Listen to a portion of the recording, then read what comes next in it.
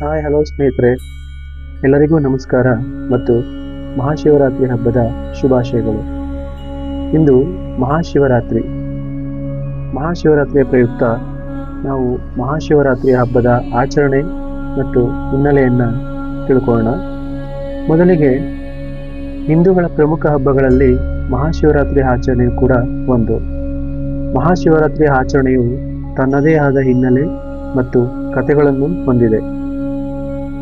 ಶಿವರಾತ್ರಿಯು ಶಿವನಿಗೆ ಅತ್ಯಂತ ಪ್ರಿಯವಾದ ದಿನ. ಶಿವರಾತ್ರಿಯೊಂದು ಆ ಶಿವನನ್ನು ಪೂಜಿಸುವ ಭಕ್ತರಿಗೆ ವಿಶೇಷ ಅನುಗ್ರಹ ನೀಡುವುದಾಗಿ ಸ್ವತಃ ಶಿವನೇ ಪಾರ್ವತಿಯಲ್ಲಿ ಅರುಹಿದ್ದಾನೆ ಎನ್ನುತ್ತದೆ ಪುರಾಣ.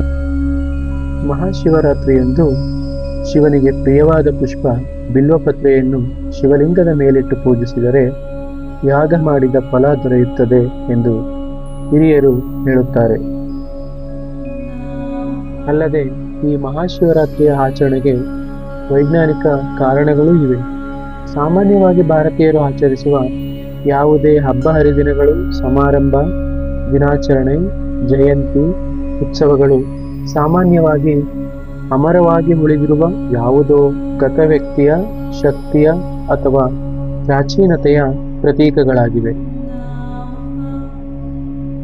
ಹೀಗೆ ಹಿಂದೂಗಳ ಪ್ರಮುಖ ಹಬ್ಬಗಳಲ್ಲೊಂದಾದ ಮಹಾಶಿವರಾತ್ರಿ ಆಚರಣೆಗೆ ಅನೇಕ ಕಥೆಗಳು ಸಹ ಇವೆ. ಶಿವನು ಪಾರ್ವತಿ ದೇವಿಯನ್ನು ಮದುವೆಯಾದ ದಿನವೆಂದು ಶಿವರಾತ್ರಿಯನ್ನು ಹೇಳಲಾಗುತ್ತದೆ.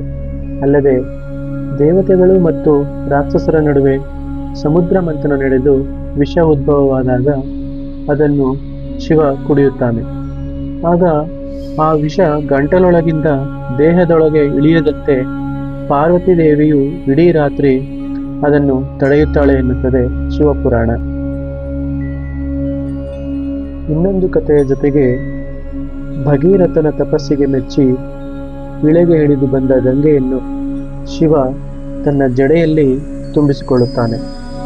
ಇದರಿಂದ ವಿಚಲಿತನಾದ ಭಗೀರಥ ಗಂಗೆಯನ್ನು ಭೂಮಿಗೆ ಹರಿಸುವಂತೆ ಶಿವನನ್ನು ಪ್ರಾರ್ಥಿಸುತ್ತಾನೆ. ಆತನ ಭಕ್ತಿಗೆ ಮೆಚ್ಚಿ ಶಿವನು ಗಂಗೆಯನ್ನು ಭೂಮಿಗೆ ಹರಿಯಬಿಟ್ಟದ್ದು ಇದೇ ಶಿವರಾತ್ರಿಯ ದಿನ ಎನ್ನುತ್ತದೆ ಪುರಾಣ. ಇನ್ನು ಶಿವನ ಆದಿ ಮತ್ತು ಅಂತ್ಯ ಹುಡುಕಲು ಹೊರಟ ವಿಷ್ಣು ಹಾಗೂ ಬ್ರಹ್ಮನಿಗೆ ಶಿವರಾತ್ರಿಯ ದಿನದಂದು ಶಿವ ಲಿಂಗರೂಪಿಯಾಗಿ ದರ್ಶನ ನೀಡಿದರೆಂಬುದು ಪ್ರತೀತಿ. ಇನ್ನು ಶಿವರಾತ್ರಿಯ ಆಚರಣೆಯ ಹಿನ್ನೆಲೆಯನ್ನು ತಿಳಿಯೋಣ.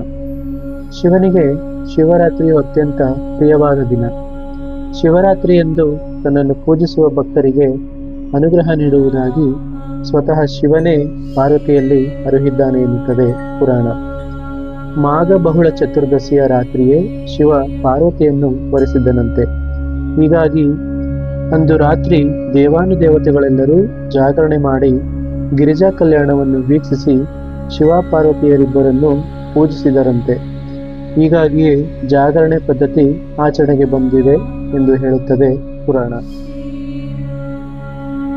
ಇದಿಷ್ಟು ಈ ದಿನದ ವಿಶೇಷ ಸಂಚಿಕೆಯಾಗಿದೆ ಸ್ನೇಹಿತರೆ. ಈ ಸಂಚಿಕೆ ನಿಮ್ಮೆಲ್ಲರಿಗೂ ಇಷ್ಟವಾಗಿದೆ ಅಂತ ಭಾವಿಸ್ತಾ, ಇದರ ಜೊತೆಗೆ ನಿಮ್ಮೆಲ್ಲರ ಪ್ರೀತಿ ಸಹಕಾರ ಎಂದಿಗೂ ಹೀಗೇ ಇರಲಿ.